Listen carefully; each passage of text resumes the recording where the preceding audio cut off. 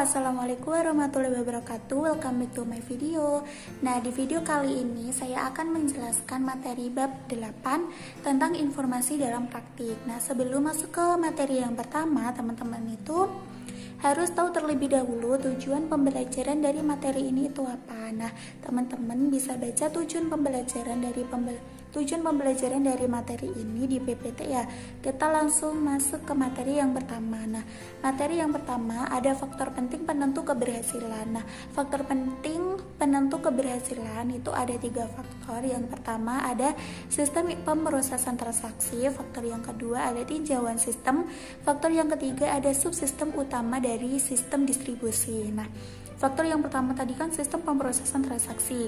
Ini digunakan untuk menjelaskan sistem informasi yang mengumpulkan data, yang menguraikan aktivitas perusahaan, mengubah data menjadi informasi, dan menyediakan informasi bagi para pengguna. Faktor yang kedua ada tinjauan sistem. Nah, tinjauan sistem ini digunakan untuk mendokumentasikan sistem. Dan faktor yang ketiga atau faktor yang terakhir adalah subsistem utama dari sistem distribusi.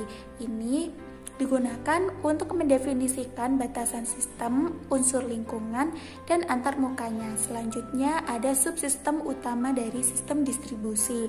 Nah, subsistemnya itu terdiri atas 3 subsistem. Yang pertama ada sistem yang memenuhi pesanan pelanggan, yang kedua ada sistem yang memesan persediaan pengganti, dan yang ketiga ada sistem yang menjalankan proses buku besar. Selanjutnya ada menempatkan sistem pemrosesan transaksi dalam perspektif. Nah, kita bisa menempatkan sistem pemrosesan dalam transaksi dalam perspektif bisa meliputi sistem informasi organisasi. Nah, sistem informasi organisasi dikembangkan untuk memenuhi kebutuhan akan informasi yang berhubungan dengan bagian-bagian tertentu dari organisasi. Selanjutnya, ada sistem informasi pemasaran, memberikan informasi yang berhubungan dengan aktivitas pemasaran perusahaan. Dan yang ketiga adalah ada sistem informasi sumber daya manusia. Nah, sistem ini itu memberikan informasi kepada seluruh manajer perusahaan yang berkaitan dengan sumber daya manusia perusahaan. Yang selanjutnya ada sistem informasi manufaktur. Sistem informasi manufaktur memberikan informasi kepada seluruh manajer perusahaan yang berkaitan dengan operasi manufaktur perusahaan tersebut. Selanjutnya ada informasi keuangan, memberikan informasi kepada seluruh manajer perusahaan yang berkaitan dengan aktivitas keuangan perusahaan. Dan yang terakhir adalah ada sistem informasi eksekutif. Nah, tugasnya adalah memberikan informasi kepada seluruh manajer perusahaan yang berkaitan dengan aktivitas keuangan perusahaan. Selanjutnya ada manajemen hubungan pelanggan. Nah, manajemen hubungan pelanggan sendiri merupakan manajemen hubungan antara perusahaan dengan pelanggan, sehingga perusahaan maupun pelanggannya akan menerima nilai maksimum dari hubungan ini. Selanjutnya ada data warehousing. Nah, data warehousing itu memiliki karakteristik, diantaranya adalah kapasitas penyimpanannya sangat besar. Nah, jadi data warehousing ini itu sangat efektif dan efisien sekali untuk digunakan karena kapasitas penyimpanannya itu sangat besar. Karakteristik yang kedua adalah data diakumulasikan dengan menambahkan catatan baru. Jadi, data-data yang sudah disimpan sebelumnya itu tidak akan dihapus. Jadi, saat kita menggunakan data warehousing ini, kita itu tinggal menambahkan catatan baru tanpa harus menghapus data yang telah disimpan pada awal. Karena data warehousing ini tuh penyimpanannya sangat besar, jadi bisa menampung data-data itu lebih banyak. Nah, karakteristik yang keempat adalah data dapat diambil dengan mudah. Dan karakteristik yang terakhir, data sepenuhnya digunakan untuk pengambilan keputusan. Selanjutnya ada sistem data warehousing. Nah, sistem data warehousing sendiri merupakan bagian utama dari data warehousing yang memasukkan data ke dalam gudang, mengubah, dan menyediakan informasi kepada pengguna. Sumber data utama adalah sistem pemrosesan transaksi, namun Tambahan data dapat diperoleh dari sumber-sumber lain, baik itu internal maupun lingkungan. Data akan disimpan dalam format rinci maupun ringkas guna memberikan fleksibilitas maksimal dalam memenuhi berbagai kebutuhan informasi dari para penggunanya. Selanjutnya ada bagaimana data disimpan dalam tempat penyimpanan data warehouse. Nah, biasanya data itu disimpan menggunakan dua cara, meliputi tabel dimensi ataupun tabel fakta. Nah, tabel dimensi sendiri ini tuh digunakan untuk entitas atau objek pelanggan.